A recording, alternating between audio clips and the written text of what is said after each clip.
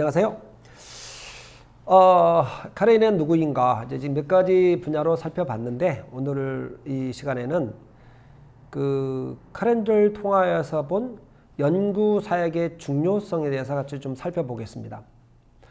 연구 사역의 중요성은 선교적 공동체는 상황 유의와 전략적 접근이 필요합니다. 선교적 공동체가 되기 위해서는 그들의 상황을 잘 이해하고 그것에 기초한 전략적 접근과 전략들이 나와야 된다는 것이죠. 이를 위해서 선교 대상에 대한 연구와 사역 개발은 너무나 중요하죠. 복음은 변하지 않지만 복음을 둘러싼 상황은 변하지 않습니까? 그러니까 변하지 않은 복음을 변하는 상황에서 어떻게 전할 것인가, 연구가 필요하다는 것이죠. 이제 카렌족이나 소수부족과 관련돼 있는 연구는 굉장히 대조적입니다. 일본 세속 연구기관에서의 연구의 상황과 선교사들의 연구는 굉장히 차이가 납니다. 세속 연구기관은 엄청난 연구를 하였고 지금도 하고 있습니다. 반면에 선교사는 그렇게 중요하다고 하는데 연구에 대한 부분이 그런 결실이 많지 않은 것 같습니다. 그 연구기관에 보면은 우리 정부에도 연구기관이 있었습니다. 태국 같은 경우는 소수부족 연구소가 있었죠. 그리고 치앙마이 대학교의 이제 사회대학에서 그런 연구가 지금도 되고 있고, 일본의 교토대학교도 그런 연구를 많이 하고 있습니다. 싱가포르의 국립대학교도 동남아 연구를 정말 광범위하게 하는데 그중 하나가 많지는 않지만 이 소수부족 연구도 많이 하고 있습니다. 서구대학교와 연구기관에서도 연구를 많이 하고 개인들도 연구를 많이 하고 있습니다. 반면에 선교사들은 이 소수부족을 연구하는 기관이나 교회는 정말 작습니다. 거의 없다고 볼 수 있습니다. 태국 카렌 침례 총회가 총회의 역사를 기록을 했습니다. 그리고 현지 지도자들이 소수의 논문과 또 몇 권의 책이 있을 정도입니다. 그 외에 일부가 있지만 참 세속 연구기관과 비교해서 굉장히 빈약합니다. 산지 소수부족 연구소가 1965년도에 설립이 됐습니다. 트라이벌 리서치 인스티튜트라고 하는데 한때는 세계에서 가장 많은 소수부족 연구를 주도했었습니다. 2002년도에 정부 개편 과정에서 이제 폐쇄가 됐습니다. 정부가 주도하는 연구는 하지 않아도 된다고 했던 것이죠. 왜냐하면 태국 정부가 목표로 하는 소수부족에 대한 정책이 이제 달성됐다고 보기 때문에 더 이상 그곳에 인력과 재정을 투자하지 않겠다라는 것이죠. 그렇게 판단해서 이제 폐쇄됐습니다. 지금은 이제 뮤지엄만 이제 박물관만 나와 있습니다. 그 당시 그것을 통해서 많은 학자들이 연구했습니다. 찰스 키라든가 로랜드 등등 이들이 연구한 내용들은 정말 광범위하였습니다. 현재도 다양한 영역에서 연구가 진행이 되고 있습니다. 이들을 위해서 연구하는 학생들, 이제 박사과정 학생들은 두 개의 언어를 되게 마치더라고요. 그러니까 태국어를 공부하고 다음에 소수부족 언어를 따로 공부를 하고 석사과정 같은 경우는 전부는 아니지만 태국어를 공부를 해서 그거를 기초로 현지 조사를 하는 것을 봤습니다. 교토대학에 있는 요코 하야미 같은 교수님 지금도 연구를 많이 하는데 태국어와 카렌어를 아주 잘 하시는 분이에요. 태국 치앙마이 대학의 관치안 부하댕 교수님, 제임스 콧, 이상국 교수 이런 등등 한국의 이제 연세대학 교수님인데 이런 분들이 현지어를 배우고 연구 주사를 하고 다양한 영역에서 공부를 했습니다. 분야별로 높은 이해를 가지고 있죠. 정기적인 논문 작업을 하시죠. 그리고 그것을 위한 다양한 통로와 학회가 있습니다. 교토대학과 싱가포르 대학이 아주 대표적인 케이스입니다. 그리고 이제 GMS라고 하는 단어가 있습니다. 뭐 우리 그 합동조단의 GMS가 아니고 Great Mekong Sub-region이라고 하는 것인데 거기에서 그 연구한 작업들을 그 모아서 아티클을 모아서 하는데 굉장히 수준 있는 작업을 하고 있습니다. 최근에 한국에도 우리 그 연세대학교 문화인력과 교수인 이상국 교수가 여기에 이제 이런 쪽에 이런 서클에서 활동하고 있고 지금 뭐 서울대학교 박사과정에 있는 여수빈이라는 학생이 이제 요것과는 직접 관련이 없지만 소수부 연구를 하고 있습니다. 세속 학자들이 카렌과 관련돼서 놀라운 제목들이 있습니다. 여기 지금 보세요. A view of the Karen Baptist in Burma of the mid-19th century from the standpoint of the American Baptist Mission. 이것은 그 2014년에 박사 후보생인 후지무라 히토미키가 이제 소피아 대학교에 이제 박사 후보생이었는데 거기에 했던 아티클이에요. 그러니까 1830년대 미국 경제 위기가 미국 침례교회 선교 정책에 어떤 영향을 주었으며 그 당시 미국 침례교회 선교사들은 어떻게 대처하였는가? 놀랍지 않습니까? 그 미국 침례교회 1830년대 40년대 선교 정책을 추적해서 그들의 변화와 대책을 분석한 글이에요. 선교사가 아니고 세속 일반 학자가 이 글을 썼습니다.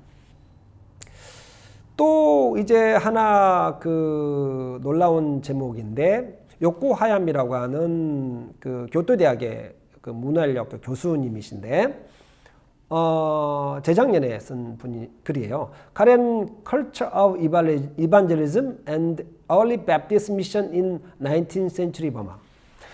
19세기에 카렌 침례 교회의 전도의 상황을 분석한 글입니다. 이분은 이 카렌 Culture of Evangelism, 아마 우리로 치면은 자전 정도 됩니다. 스스로 전도하는 것인데 이거를 카렌 교회는 이 전도가 문화였다라고 하는 것입니다. 그러니까 이분은 문화인류학자의 관점으로 이거를 분석했는데 그 Culture of Evangelism이란 표현을 통해서 우리가 하는 자전에 대한 연구를 했습니다. 정말 그 도전되는 글이었습니다. 그 서양 선교사들의 카렌 연구 현황을 보면은 이분들은 그 보고는 아주 충실하는 것 같습니다. 왜냐하면 소수부족들과 관련됐거나 사역했던 선교사들이 많은데 이분들이 보고는 잘했어요. 그런데 실제 연구는 많지 않았습니다. 근데 그 중에서 아주 대표적으로 연구한 분이 하버머 앤더스라는 분이 있어요. 이분은 1989년도에 그 In Search of the Karen King이라고 하는 카렌 침례 교회의 그 선교 역사를 추적을 하였습니다. 이분이 upsala 대학에서 이제 학위를 마치고 그 대학 교수가 되었는데 굉장히 좋은 논문이에요. 그리고 제임스 콩글린이라고 하는 분이 1984년도에 플러신 학교에서 디미스 논문을 썼습니다. 월드 뷰 이반젤리즘이라고 하는 이제 글을 썼습니다. 태국 카렌 침례 총회의 그 전도의 상황들을 이제 분석한 글인데 아주 좋은 논문이에요. 그 외에는 실제로 학위 논문이 거의 없습니다. 대신에 이제 루이스 모리스라고 하는 OMF 선교사님이 그 Stronger Than the Strong이라고 하는 포카렌에서 사역에 대한 책을 쓴 거 있습니다. 생각보다 이런 연구 논문이 많지 않은 이유는 아마 평신도 중심 선교사에서 그런지 모르겠습니다. 생각보다 많지 않다는 것이죠.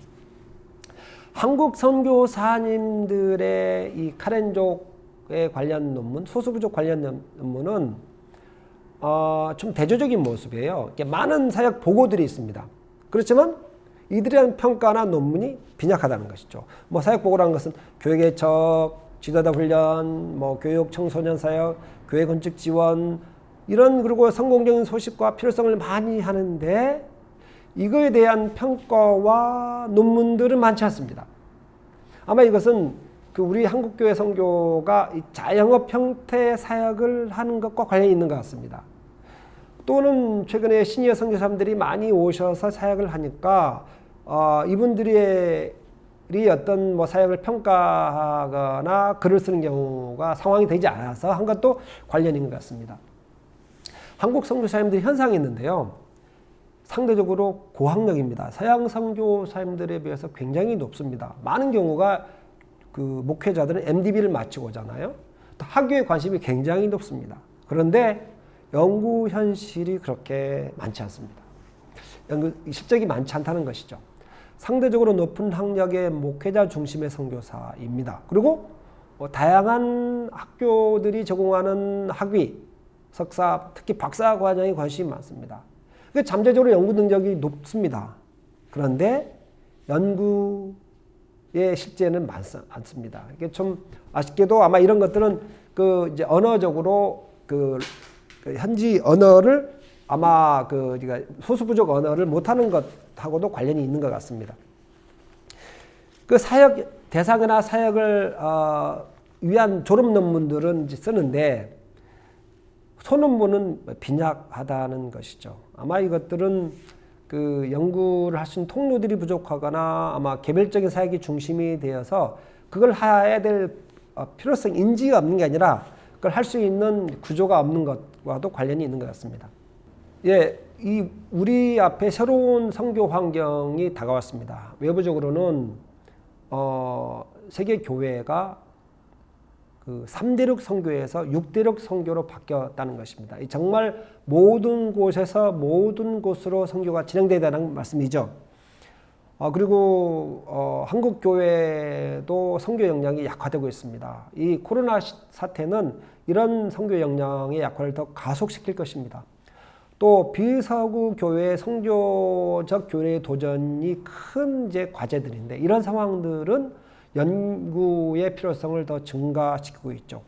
내부적으로도 그 선교지에도 세속화, 도시화, 태국화, 세계화가 굉장히 빠른 속도로 진행이 되고 있습니다. 이런 상황은 연구의 필요성을 더 증가시키고 있습니다. 전략적 사역, 또 네트워크와 협력이 빈약한 한국교회의 소수부족 선교 현장은 연구 개발에 얼마나 더 중요성을 시사하고 있습니다. 한국 선교사의 그 타 선교지도 저는 뭐 대동소이하다고 봅니다. 높은 잠재력에 비해서 빈약한 결과라는 것이죠. 높은 학력 또 학교에 대한 관심들은 잠재력이 높지만 실제로 그 연구의 결과가 많지 않다는 것입니다. 단지 해외에 있다고 해서 건강한 선교사나 현장이 되지 않습니다. 전문성이 요구되는 상황에서 현지에 대한 이해와 연구는 더욱 중요합니다. 상황은 변하지만 복음은 변하지 않습니다. 이 변화하는 상황에서 변하지 않은 복음을 전하기 위해서 연구는 너무나 중요합니다. 연구 개발은 여전히 우리에게 큰 과제로 남아 있습니다. 네, 감사합니다.